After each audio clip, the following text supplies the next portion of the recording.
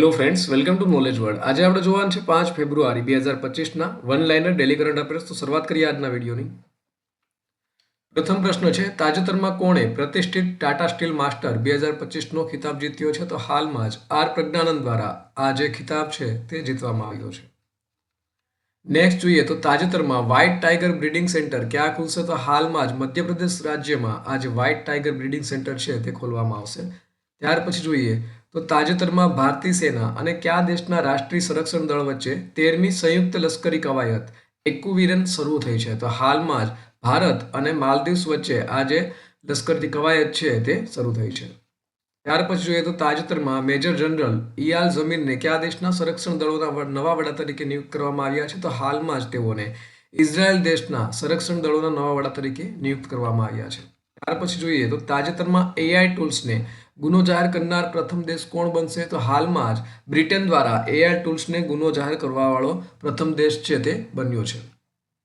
ત્યાર પછી જોઈએ તો તાજેતરમાં 6ઠ્ઠી રાષ્ટ્રીય માસ્ટર એથ્લેટિક મીટનું આયોજન ક્યાં કરવામાં આવ્યું હતું? તો હાલમાં જ તેનું આયોજન છે તે કુન્નમકુલમ ખાતે કરવામાં આવ્યું હતું. નેક્સ્ટ જોઈએ તો તાજેતરમાં 9મી એશિયન વિન્ટર ગેમ્સ કયા દેશમાં યોજાશે? તો હાલમાં ચીનમાં આ જે 9મી એશિયન વિન્ટર ગેમ્સ છે તે યોજાશે. ત્યાર પછી જોઈએ તો તાજેતરમાં જાન્યુઆરી 2025માં ભારતનું જીએસટી કલેક્શન કેટલા લાખ કરોડ સુધી પહોંચી ગયું છે? તો હાલમાં જ આ જે કલેક્શન છે તે 1.96 લાખ કરોડ સુધી પહોંચી ગયું છે. ત્યાર પછી જોઈએ તો તાજેતરમાં ચેન્નઈ પેટ્રોલિયમ કોર્પોરેશન લિમિટેડના એમડી તરીકે કોની નિમણૂક કરવામાં આવી છે?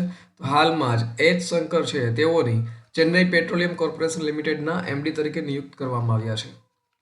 ત્યાર પછી જોઈએ તો તાજેતરમાં કયા દેશના ભૂતપૂર્વ રાષ્ટ્રપતિ હોસ્ટર કોહલરનું અવસાન થયું છે? તો તેઓ જર્મનીના ભૂતપૂર્વ રાષ્ટ્રપતિ હતા અને તેમનું હાલમાં જ અવસાન થયું છે.